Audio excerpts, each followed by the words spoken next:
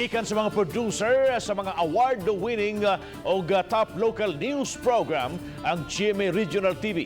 Naumol ang labing bagong flagship local newscast sa Bicol Region, ang GMA Regional TV Balitang Bicolania. Ano ang report?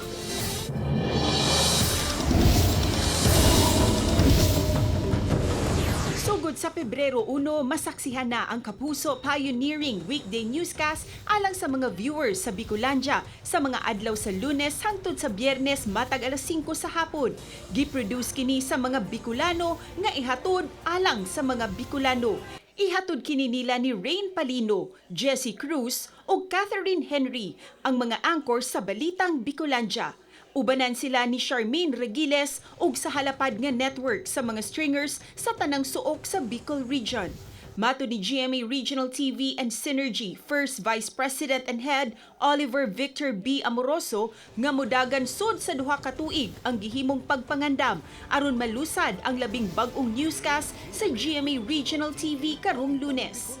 With the launch of GMA Regional TV Balitang Bicolandia, we are taking another step in carrying out our Local News Matters campaign.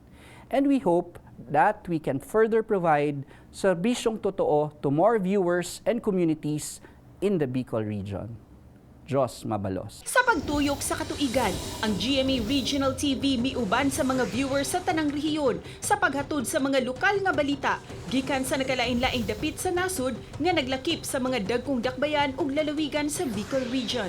Midugang si Amoroso nga usa kini kapaghatag og katumanan sa #Local News Matters ug pinaagi niini mas daghan pa ang mahatagan sa serbisyong totoo. Ang GMA Regional TV Balitang Bicolandia mao'y ikaunom nga flagship newscast sa GMA Regional TV human sa malampusong paglusad sa mga local newscast.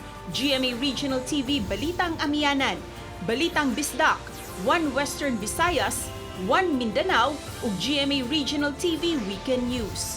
Sa miaging tuig, ang GMA Regional TV local newscast ug ang mga regional morning shows nakatala sa 64% sa tanang TV household sa tibuok nasod.